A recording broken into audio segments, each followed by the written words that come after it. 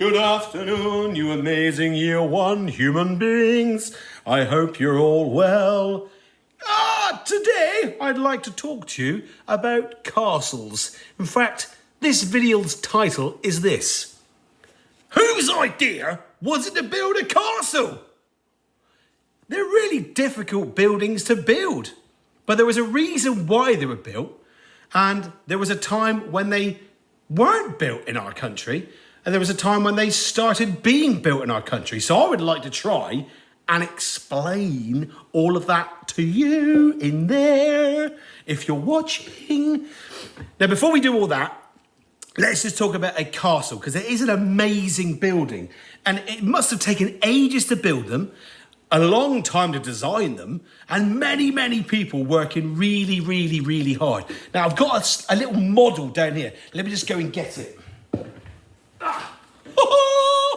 Here's a castle. Now, they were built pretty big, and basically they were built to protect the people inside. So they were built big, strong, powerful, and they had lots of really cool features. So imagine this: king or queen, prince or princess, or duke or duchess in here, and lots of soldiers in here as well, and people living inside, and they don't want anyone to kind of get inside. And also the soldiers could stay in here and protect the area where this castle was built, or the country where this castle was built as well. So what were they like then? What were castles like? Well, they were built with big, strong, thick stone walls. If people tried bashing the walls down, like if they took a giant tree trunk down and lots of soldiers ran towards it, take ages to bash the walls down because they were built so thick and so strong. There's lots of different features as well. Let me show you this picture with lots of different features, all the different things that were on the castle. Here we go, it's pretty cool. So here we go, look at this. How good's this? So these are lots of things that were built on castles. Now this is a portcullis, and it was a giant gate made of metal and wood. And at the bottom, there were kind of spikes. And if anyone tried to get through, they would drop the portcullis and it would stop anyone getting through. At the top of the towers, here's the big towers, and you see they only had little tiny window holes. That's so the soldiers could look out and shoot arrows out at people, but people would find it really hard to shoot arrows back at the people inside. So the windows were quite small. It's quite dark inside castles. Had to have a lot of flames and torch flames inside to keep it lit. Look, up here are the ramparts. At the top of the tower, you've got these. They're called ramparts, and they're pretty cool. Let me show you what they were for. And they had ramparts along the edge of the building, the castle as well. So imagine a little soldier here, up inside. He stood there. Now if he saw soldiers coming, he could shoot arrows from here. But if they were shooting arrows back, he could quickly go, "Ooh!" and hide behind the ramparts, and then come out and shoot arrows. And if they were getting shot at, he'd shoot back here again. So it's pretty cool. So they're called ramparts. Amazing building, great design. Look what other things we had. Then we had a drawbridge. I'll come back to a drawbridge because there's a reason why you would have a drawbridge. Some castles had this, a moat or a motte. Now it's like a giant deep trench, a big deep trench built all the way around the castle. So imagine a big deep hole that went all the way around the castle. Now some castles would fill that full of really deep water. So if soldiers tried getting to the castle, they would have to fall in. They may fall in that deep water. And if they had lots of really heavy armour on, they would probably sink. Not good. So what they would do, it would stop soldiers getting in. But how would they get out? How would the soldiers leave and get over this big moat or motte full of deep, mucky, icky water? Well, they had a drawbridge. And it was a bridge that they could let down on chains and then pull back up or draw back up. That's another word for pulling something back up or bringing something to you. You could draw it back up. So it was called a drawbridge. Portcullis, big towers, thick walls, turrets, lots of amazing features. But the title of this video is, whose idea was it to build castles? we didn't always build castles in England. There is a long story behind it that I'm going to try and tell you with the help of a few friends.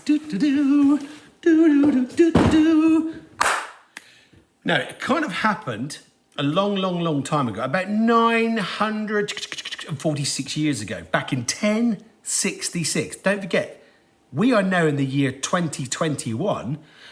This started in about 1066 when we started to see the first castles appear in England. Now, back then, England was ruled by people called the Anglo-Saxons. That's right, the Anglo-Saxons. And our leader at the time was a gentleman called Edward the Confessor. Edward the Confessor. Now, unfortunately, Edward the Confessor got really poorly and he died. But he had no children. So he didn't have any children to become a king or a queen or the prince or the princess. He had no one to pass down his leadership to, because that's what normally happens.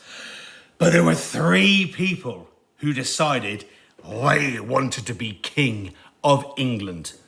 Now, the first one was a person who was already in England, and his name was, of course, Harold Godwinson. Harold Godwinson, Earl of Wessex. Earl of Wessex. You'll meet him in a minute. The second person was the King of Norway, and he was a Viking called Harald Hardrada. That's a cool name, isn't it? Harald Hardrada. And he was the King of Norway. And he wanted to kind of leave Norway, get in his big Viking ship, sail over and take the kind of leadership of our country. And there was one more person.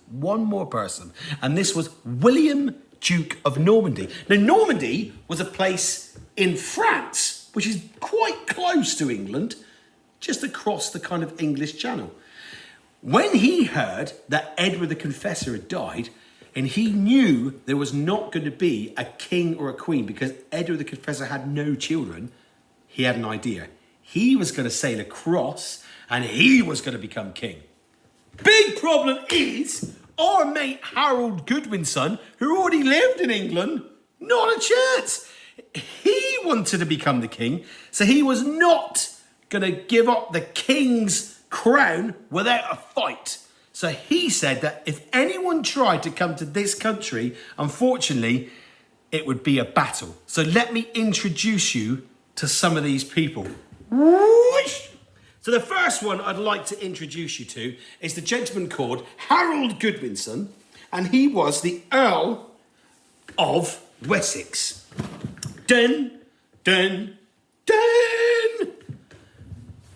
Good day.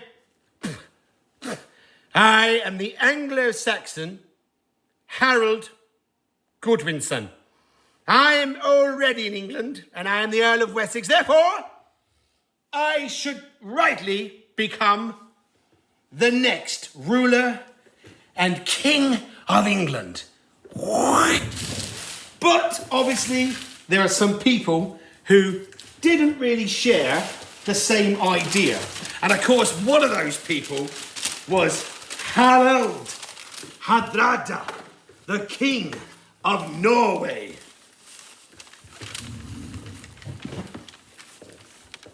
Hello, I am Harald Hardrada, King of Norway. I will become King of England. Wah! But there was one more that we talked about. Remember, there was William, Duke of Normandy. And obviously Normandy was not very far away from England. So here is our friend William, Duke of Normandy. Here he comes. Hello, bonjour. I am William from Normandy. I will be your king. Okay. Au revoir. Woo-hoo. So now that means there are 3 people who want to be king. Well, Harold Godwinson was not happy. the Earl of Wessex, he was not happy when he heard that there were two other people from different countries, not an Anglo-Saxon, who wanted to come to this country and become our king. He suddenly had heard that Harald Hardrada, the king of Norway, had got into his ships already and were sailing to the north coast. No, sorry, the south coast. They were sailing to the south coast of this country. So he gathered all his army together and he marched them all down to the south coast, waiting on the beaches for the Vikings to arrive. And that's just what he did. Soldiers!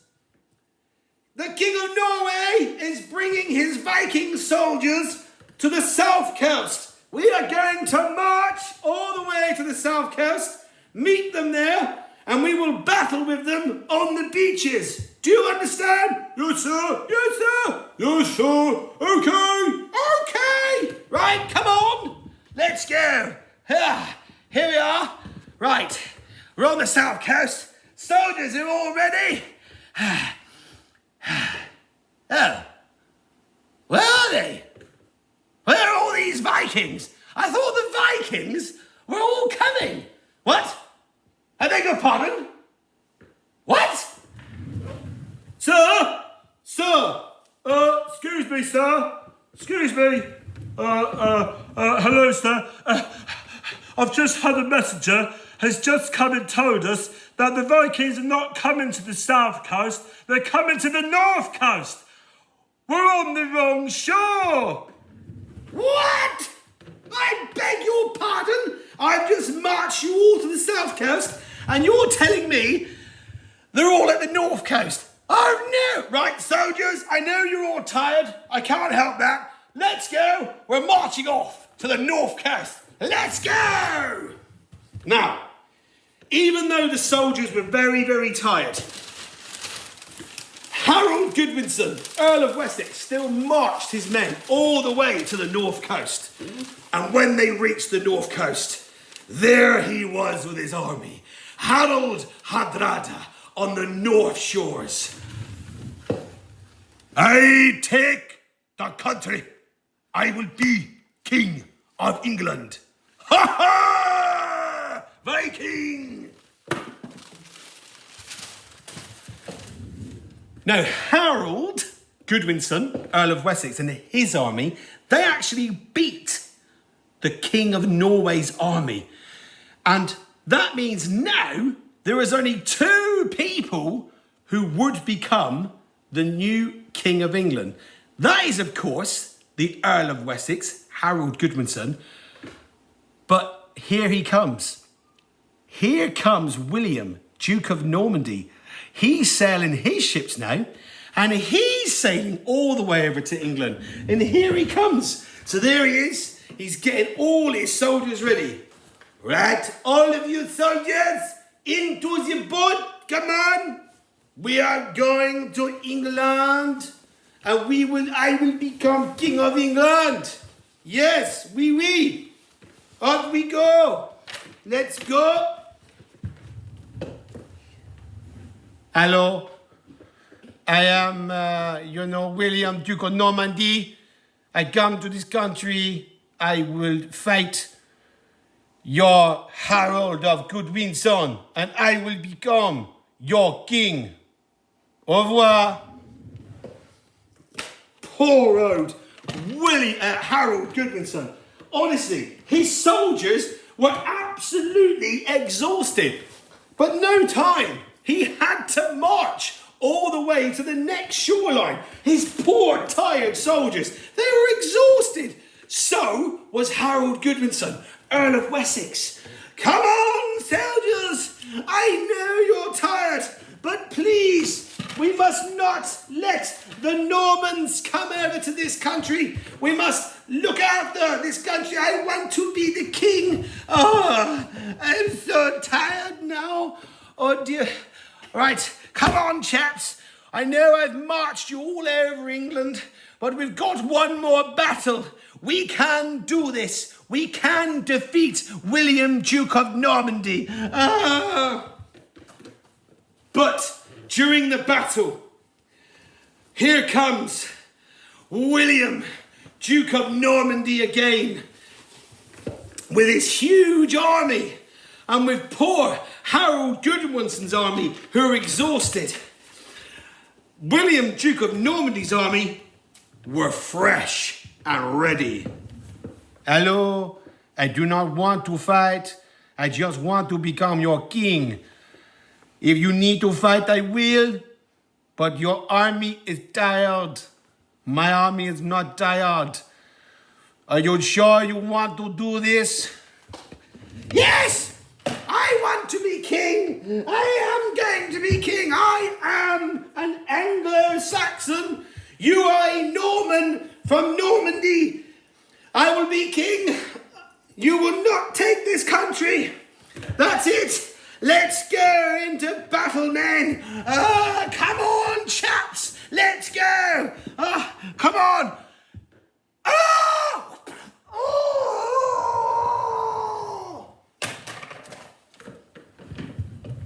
Very sad story. See, the story goes that poor old Harold Godwinson, during the Battle of Hastings in 1066, that was the name of this giant battle between the Anglo-Saxons, William Godwinson, Earl of Wessex, and the Normans from Normandy, and William, Duke of Normandy. The story goes that during the battle, poor old Harold Godwinson received an arrow in his eye. I know! There was no golden rules back then. That was crazy. And unfortunately, he died. Now that means that there's only one person left to become king. And I think you've all guessed of who, or the person, who actually became king was, of course, William, Duke of Normandy. So listen to that, William, Duke of Normandy.